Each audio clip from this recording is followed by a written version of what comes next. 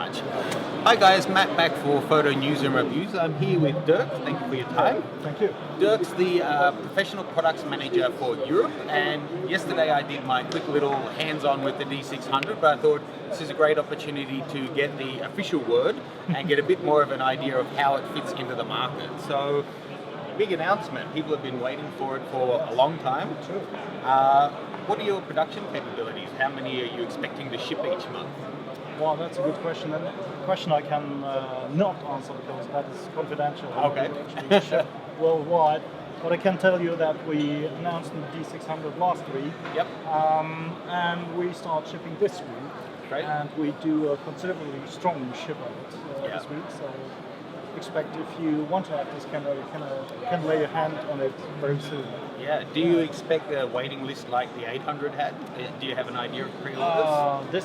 I hope this will not be as long as you had to be waiting for the D800. I hope it might be that, especially in the beginning, there's a huge run on the camera. We already see that now. But we can ship many more cameras than we could do with the D800 in the beginning. Okay. And I think we will be able to provide faster access to the market than it was possible.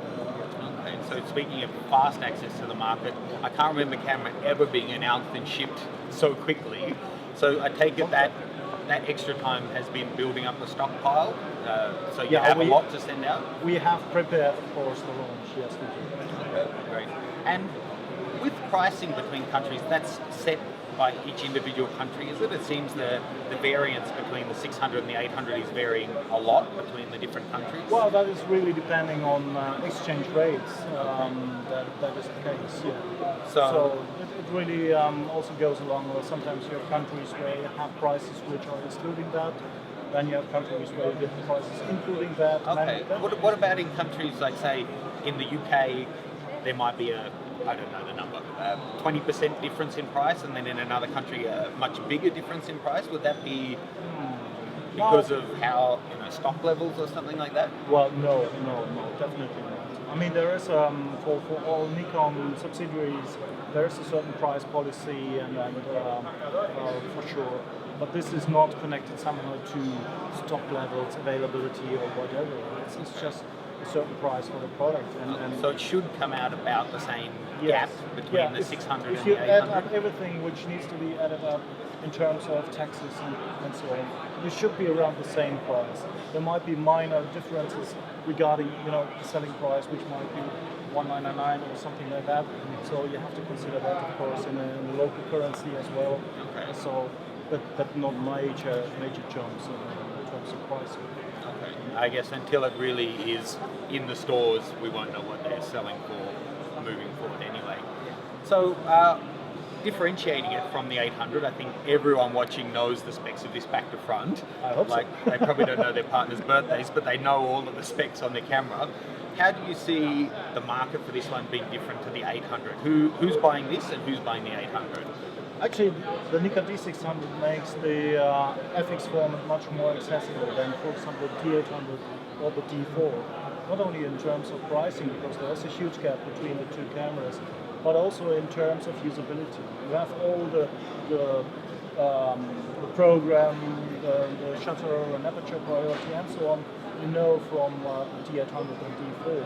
But with the D600, you also have an auto mode, you have scene modes, which are much more helping for enthusiasts or people who want to dive deeper into the photography itself. So this system is really built to be more accessible and open to non-professionals. Okay. And the sensor in that one is brand new. That hasn't been used, obviously, in any other camera. How's it varying? Have you found the color depth and the ISO performance compared to the other FX cameras? Well, this definitely is a huge leap forward. If we, for example, compare it to the D700, which was the most affordable FX camera before we had. So the dynamic range has been widened. The whole data processing is 20 times faster than it has been with the D700. Is that because of the new processing engine in there? Due to the XP3, so the D700 had a much older engine, of course. And this is helping, of course, also the latest sensor technology to get the best out of the D600 in terms of color width, and also the speed you need to have with a full frame camera. Okay. And so the 800s come out with the E variant. I know we can't talk about future models, but was there a reason they didn't offer an E variant with this one?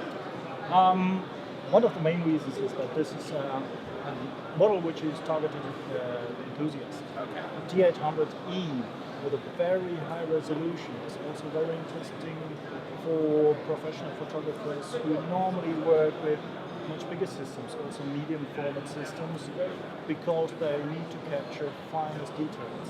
And the E version of the D800 allows us even to get more detail out of it